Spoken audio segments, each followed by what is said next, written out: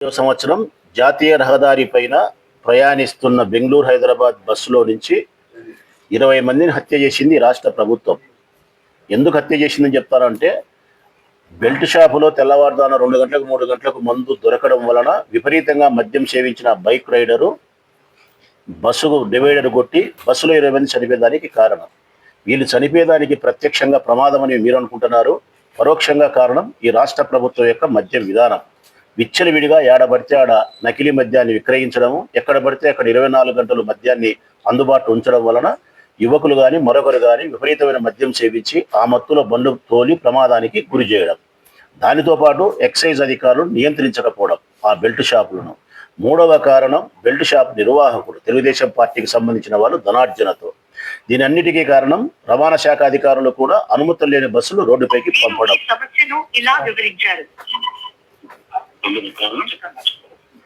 24/10/25 సంవత్సరం జాతీయ రహదారి పైన ప్రయాణిస్తున్న బెంగళూరు హైదరాబాద్ బస్సులో నుంచి 20 మందిని హత్య చేసింది రాష్ట్ర ప్రభుత్వం. ఎందుకు హత్య చేసిందని చెప్తారంటే, బెల్ట్ షాపులో తెల్లవారుజామున 2 గంటలకు 3 గంటలకు మందు దొరకడం వలన విపరీతంగా మద్యం సేవించిన బైక్ రైడరు బస్సును డివైడర్ కొట్టి బస్సులో 20 మంది చనిపోయేదానికి కారణం. వీళ్ళు చనిపోయేదానికి ప్రత్యక్షంగా ప్రమాదం అని మీరు అనుకుంటున్నారు, పరోక్షంగా కారణం ఈ రాష్ట్ర ప్రభుత్వం యొక్క మద్య విధానం.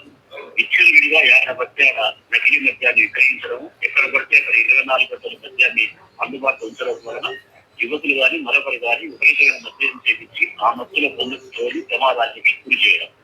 దానితో పాటు ఎక్సైజ్ అధికారులు నియంత్రించకపోవడం ఆ బెల్ట్ షాపు.